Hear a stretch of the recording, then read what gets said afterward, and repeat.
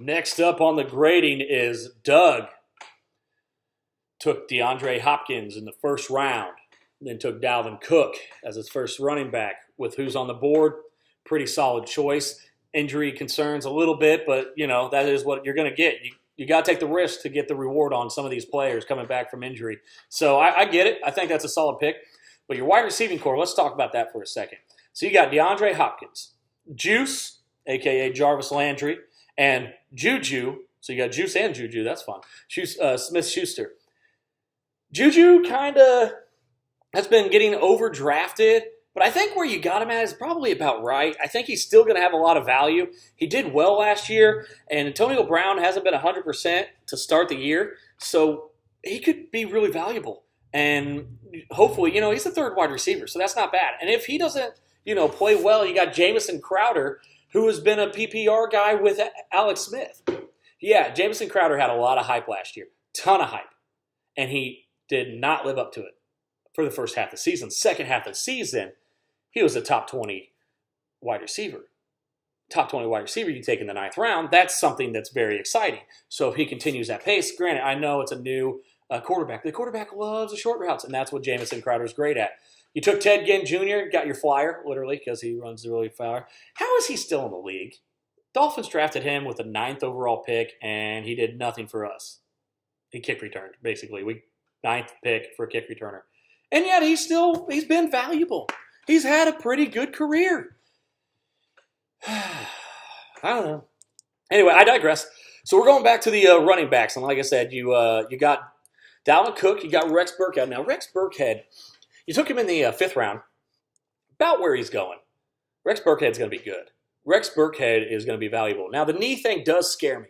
But if he's okay and they say he's okay, he's going to be a top 24 running back. PPR-wise and goal line carry-wise, Sony Michel will probably start tapering into that in the second half of the season, so it could affect your run for the championship.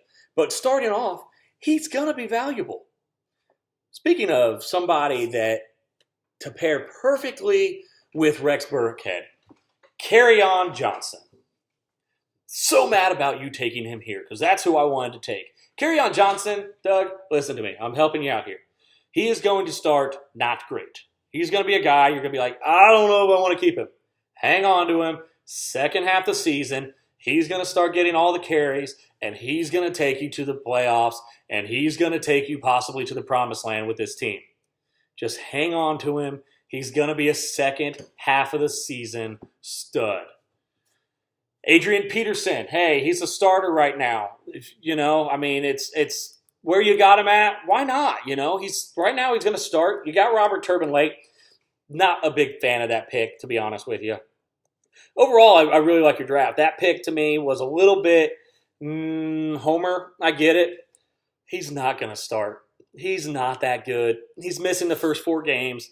Marlon Mack or Jordan Wilkins are going to show themselves at that point. He might be the goal line back because he's Bobby Biceps, but I just think that he's not going to be somebody that you're ever going to put in your starting lineup on this team.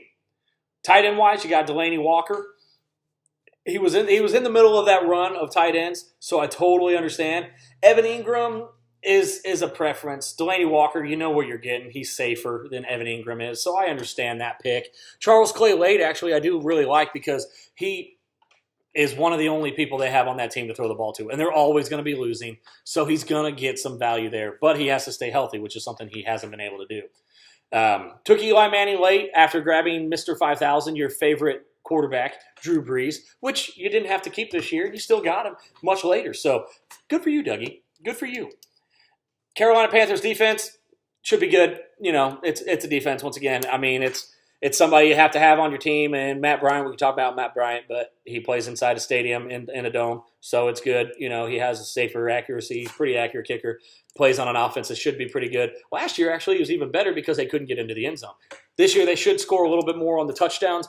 But overall, man, really good draft. I really think this is one of your better drafts. I'm looking forward to see how this team shapes up.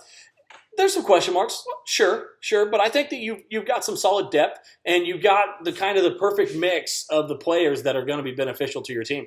So overall, I gave you a B+. So a really good draft this year, and we will see you in the playoffs.